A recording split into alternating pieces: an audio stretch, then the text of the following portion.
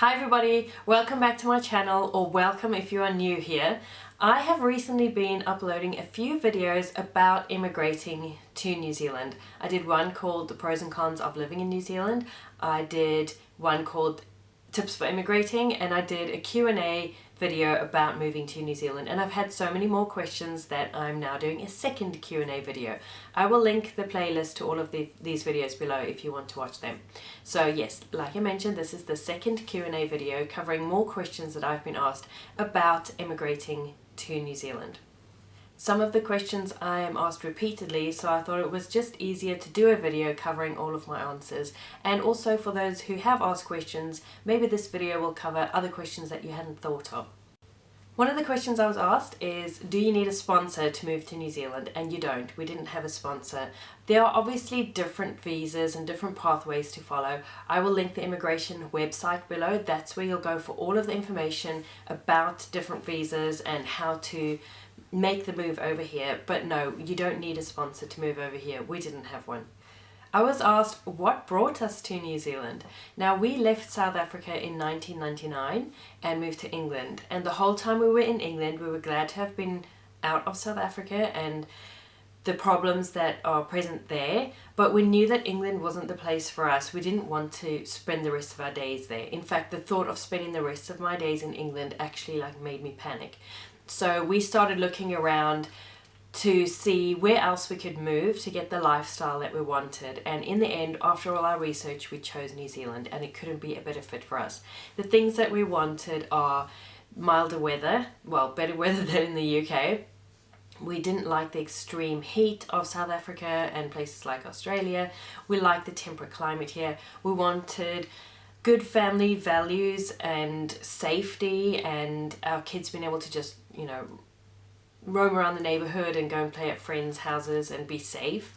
We wanted an outdoor lifestyle, to enjoy nature, to enjoy the beach, and we have found all of those things here in New Zealand. It's a really good fit for us. I was asked about Grant transferring here to the police and whether or not he had to learn different laws and if it's different. He was a police officer in the UK before we moved to New Zealand, and the fact that he was a police officer and applied for a job here and got a job before we moved enabled us to be able to move. That gave us enough points.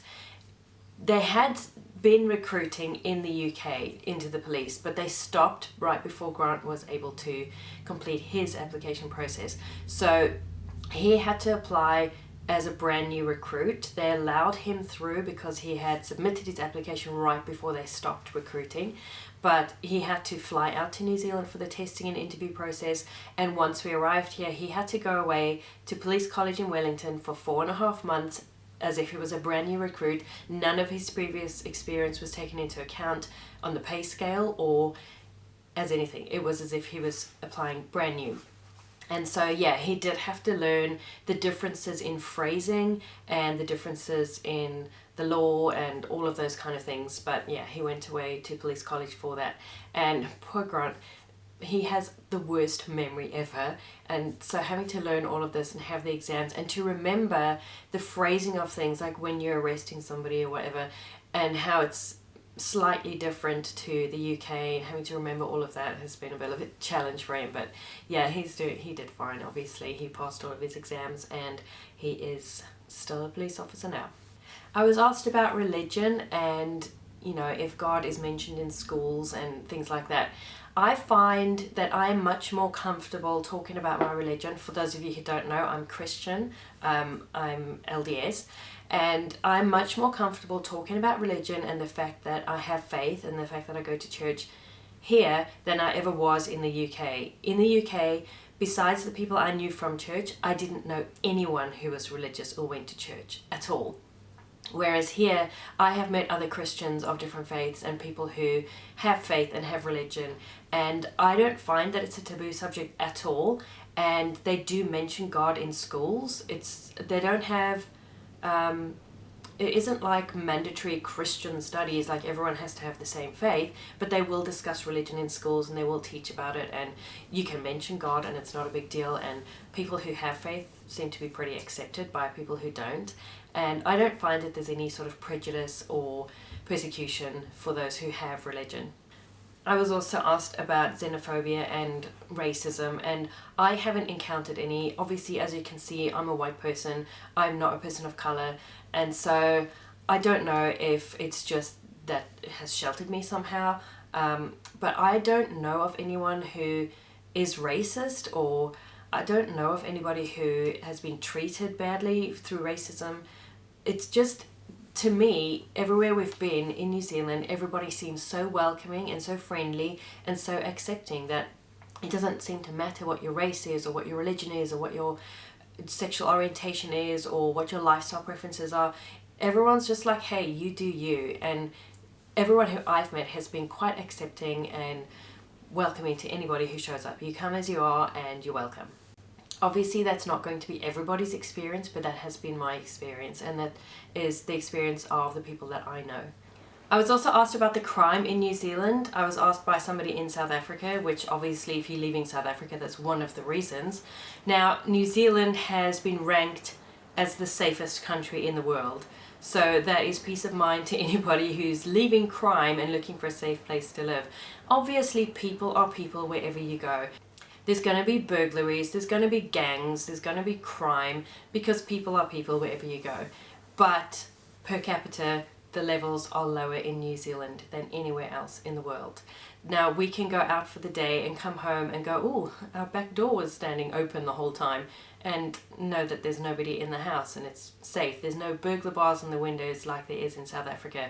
Our kids can, walk around the neighborhood and visit friends or walk to school, and we know that they're safe. And if you leave your wallet in a restaurant, chances are somebody will find it and either contact you or hand it in at the front desk. Kiwis are very honest. They have a reputation for being extremely honest. And yeah, that's been our experience, is that it's safe to live here. We feel safe here. Obviously, you're not going to do stupid things and leave your car unlocked with the keys in and on your driveway overnight. That's just an open invitation to anybody. But if you take basic precautions, lock your house when you go out and things like that, then generally it's safe. Obviously, burglaries still happen and things like that, but not as frequently as elsewhere.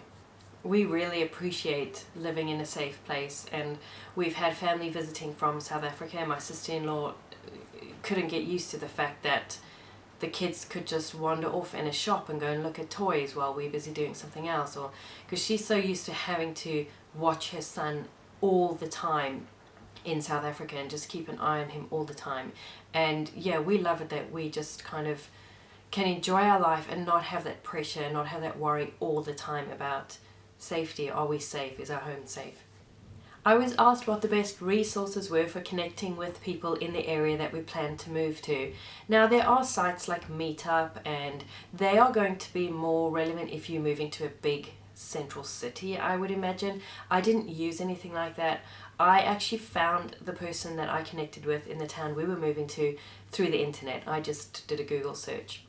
I used to be a scrapbooker, and I was no longer scrapbooking, but I thought, oh, that's something I could start up doing again if there are scrapbooking groups in the town that we're moving to. That would be a great way to meet people. So I Googled that town and scrapbooking and actually found this person, Nick's blog, and she was a scrapbooker living in that town, and I connected with her through her blog, and she was extremely helpful.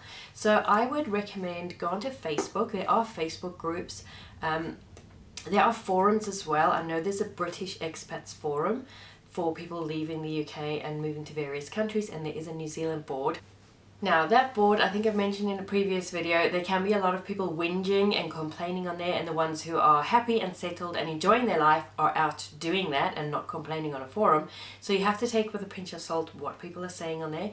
But if there is somebody who's moving to the same area as you around about the same time, that could be a good way of connecting with somebody. Like I said, that's a British expats board. I'm sure there are other forums, so do a search for forums as well as groups. Reach out to people.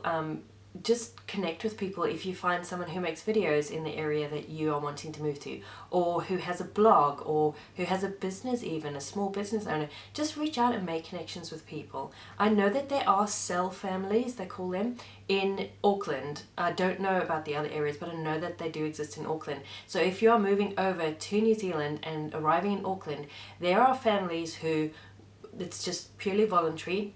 They have done the same thing before. They have been through that experience, and they will collect you from the airport. I think some of them put you up in their home and then you can stay with them. They will help you, they will drive you places if you need to, and they will help you to get settled. So I will look into how to connect with those people. I know of somebody in South Africa who is in the process of moving to New Zealand who has connected with them. So I will find out the details and I will link them down below.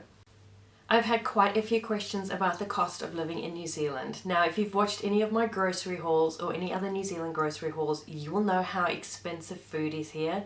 It is expensive. There's no getting around that. It is our highest expense. We pay more for food than we do for anything else. We have fairly low mortgage payments, and so our food costs more than our mortgage payments in a month. But yeah, if food is expensive, cost of living in general I find is expensive compared to the UK anyway. I was asked specifically if $67,000 a year salary would be enough to live in Auckland. I would say that is going to be a tight squeeze. When we were living in Auckland, Grant was earning around, I want to say he came out with about $55,000 after his superannuation and everything. His salary that he was taxed on and took home was about $55,000 a year, and we could not make ends meet on that. We lived in Pukekohe and our rent began at $350 a week, and by the time we left it was, I think it had gone up to $440 a week, and we just couldn't make ends meet. It was a real tight squeeze, and we live really frugally. So there is no magic number. I can't tell you you need to earn X amount to live in Auckland or to live in New Zealand, because it depends on where you live. Are you in an expensive area? Are you not? Do you have expensive habits? Do you smoke? Do you drink? Do you go out to eat a lot? Do you have Sky TV? Do you cook from scratch, or are you relying on convenience foods? Do you have one car? Do you have two? Are you walking to work like Grant was, or are you commuting a distance? That's going to obviously increase your petrol bill. There are so many variables. It depends on how many kids you have. It depends on if you have pets. I just couldn't tell you this is the magic number that you need to earn to live comfortably. But like I said, we were earning, I think, $55,000 a year. There are 4 of us, husband, wife, and 2 boys, aged, well, they're now 14 and 11. Yeah, we live very frugally. My husband was walking to work, so our petrol bills were low, and we could not make ends meet living in Auckland on that salary. And that was in South Auckland. Forget about somewhere like the North Shore. Not going to happen. There's no way we could have afforded to live on the North Shore. I was asked about basic weekly expenses, and I forgot to go and look this up. My husband gets paid fortnightly, so we work on a fortnightly budget. We get paid around, I think it's $105 in child tax credit, or whatever they call it, working family tax credit. We get that a fortnight. We get that paid to us. Our groceries, we spend $300 a week on groceries, and other expenses I honestly can't think off the top of my head. I think we spend about $100 a fortnight in petrol. I'm really not sure. If you want specific costs for specific things, leave your question below and I will look it up and mention it in my next Q&A video. I was asked quite a few questions about schools and how schools work. Now in New Zealand, a child will start school the term after they turn 5, and I believe if they're starting in the last term of the year, then they will begin obviously the first year of school in the January. Our school year runs from January to December. There are 4 terms with a 2-week break in between each one, except for the last one. There's a 6-week break over Christmas and summer holidays before they start in beginning of February. Actually, it's not January. So that is how the school year runs. Now, as far as school fees, they are considered donations. Donations vary, and obviously the word donation implies that it is optional. We are kind of expected to pay them. I don't know of anybody who doesn't pay the school donation, although being a donation, I don't think they could pin you down to it. Obviously it benefits your child and their school if you do pay the donation. The donation varies from school to school and area to area. Schools work on a decile system from 1 to 10, and that's got to do with the level of income in the area. And so a higher decile school will be, I believe it's that way around, the higher decile school will be in a lower income area, and it just means it gets more funding from the government. It doesn't mean it's a bad school. Some people like to look at the decile rating system and decide if it's a good school or not, but you really can't tell from that. I was asked how our children rate their school experience in New Zealand compared to the UK. They both love it here. They both enjoy school here. We had a bit of a rough year with my youngest, Noah. He had a really awful year, actually. He was in a good school, but he had a crummy teacher. Bad fit for him, anyway. Let's just say that. They had a personality clash, and we had an awful year, and he didn't want to go to school, and it was just horrible. Now he's in a different school. He's with an amazing teacher, and he actually says that it's more fun at school than at home. He just absolutely loves it now. So his primary school goes all the way up to year 8, and then high school starts from year 9. A lot of primary schools go up to year 6, and then year 7 and 8 is at intermediate school, and then you'll go to high school. So you'll actually end up going to 3 schools, and yes, those are 3 separate uniforms you'll have to buy.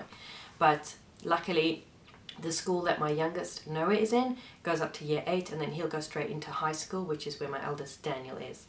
If there isn't a school in the village or town where you live, for example, we have a primary school in our little village, but we don't have a high school, then there will be free buses provided to the high school or to the school that is not in your village that your child needs to attend. So you don't have to worry about transport. You can pop them on the bus, and it's not going to cost you anything. I was asked how much freedom and choice do they have with the subjects that they get to study. Now, my son Daniel is in year 10, and from next year things get more serious in terms of choosing subjects to allow for what they plan to study further or what they want to do as a career. So his subject choices are starting to happen now. They have a wide range of subjects up until now, so they kind of get a taster for everything. But now is when he will start choosing his 6 subjects for next year. English is mandatory, maths is mandatory, science is mandatory, whether it's a combination of physics and biology and chemistry and all that jazz, or just biology or just physics. They get to choose a science, and then there's 3 other subjects that they get to choose. So I feel like they have a good balance. They have the subjects that they really should continue with to be able to get into university if that's something that they're going to pursue, for example maths, but they also get a bit of a choice, and they get to tweak it to their interests and to what they plan to do. Now, my youngest is in primary school, and their primary school is fantastic. They're bringing in new modes of learning. They have decided that sitting at a desk and learning in one particular way is obviously a one-size-fits-all approach, and is not going to fit every child. And so they have said, if you learn more comfortably lying on the floor, go and lie on the floor. If you learn more comfortably sitting in a group with your friends, go and sit in a group. If you need to be alone and quiet, go and take yourself off into a corner. So they have a lot of flexibility into how they learn. They can move around if that's what they need to do during the day. They can target their learning around their interests. Noah is obsessed with cars and vehicles and anything like that, and anything kind of mechanical, and he can surround his learning around those subjects. So whatever he's learning, he can learn it in the frame of a topic that interests him, which is cars and vehicles. And I just think it's really amazing. I think it's great that they are tailoring learning to each child and seeing the success from that, because not every child is going to learn in the same way. And I'm so glad that they're taking that into account. So I can only say good things about his school. I was asked how long a school day is. It is from 9 o'clock in the morning till around about 3 o'clock in the afternoon. So that is what their school day is. And I believe they have 2 breaks during that time, like a morning tea break and a lunch break. I was also asked what they think of their teachers, and I think I've covered that. They both enjoy the teachers that they have, but that hasn't always been the case. And I think that's difficult when picking a school is, yes, there are good schools and bad schools, but in a good school you can have a bad teacher, or in a bad school you could have a really good teacher. So it helps to talk to people in the area who have experience of the schools and the teachers that you might be considering, just to get kind of an insider's view of that. But other than that, sometimes there's just no way to know. Like I said, my boys were in a really good primary school, and Noah had a teacher that he did not get along with, and yeah, I'm not going to go into that because I'm just going to get angry, but we had a bit of a rough year, and it was due to his teacher's approach, really. I was asked how expensive daycare is, or early education. Now over here it's called kindy, and children, obviously we moved here when Noah was 6, so we didn't have experience of that. He went straight into primary school. But when children are when they turn 3 until they turn 5 and start going to school, they get 20 hours a week for free at a kindy or a preschool. And so they can go a few hours each day, or however much you decide is right for your child, but you get 20 hours for free. Now, outside of that, if you want to start your child earlier, or if you want them to be in kindy for longer than 20 hours a week, the rates from kindy to kindy vary hugely. So you would just need to see the ones in the area, see what certifications they have, see what their approach is like, and see what it costs, and make a decision from there. I was asked questions about buying a house, about how easy is it for a new immigrant to get a mortgage? Do you need to be in the system for a while for a bank to approve you? I was asked about deposits for houses. Can you move over here and just straight away buy a house? Now, we didn't buy a house until we'd been here for 4 years, almost 4 years. So I can't answer to what it's like to move over and buy a house straight away, because we didn't do that. I do believe that currently you cannot get a mortgage to buy a house unless you have a 20% deposit or more. So obviously, if you're looking at somewhere in Auckland, you're going to need a whole heck of a lot of money. 20% of a deposit for a house on the North Shore, for example, is going to be 200,000. You're looking at that kind of money that you're going to need to stump up for a deposit. Where we live, houses are so much less expensive. You can get a house for under 200,000, so it's going to be a lot easier to come up with a house deposit, and that is one of the reasons that we moved here. We live in South Taranaki, for those who don't know. Now, as to getting a mortgage, we don't do credit. We don't have any credit. We never have since moving to New Zealand. So we opened our bank accounts online before we moved to New Zealand. When we came here, we went to the bank, presented our passports and our signatures and all that, and that activated the account. And so we've had basically a debit account or a checking account since we arrived, and a couple of online savers accounts. So that's all we have. We don't have a credit card or any kind of credit as far as like being in the system or having a credit history in New Zealand. Now, when we came to apply for our mortgage, we made a phone call to make an appointment to come in and discuss and apply for a mortgage. But they were like, you can just do it on the phone. We literally got our mortgage approval on the phone. They just went through the process straight away and we were approved for a mortgage. So that's obviously not going to be everyone's case. But like I said, we'd been here for 4 years and we'd had no credit in the country.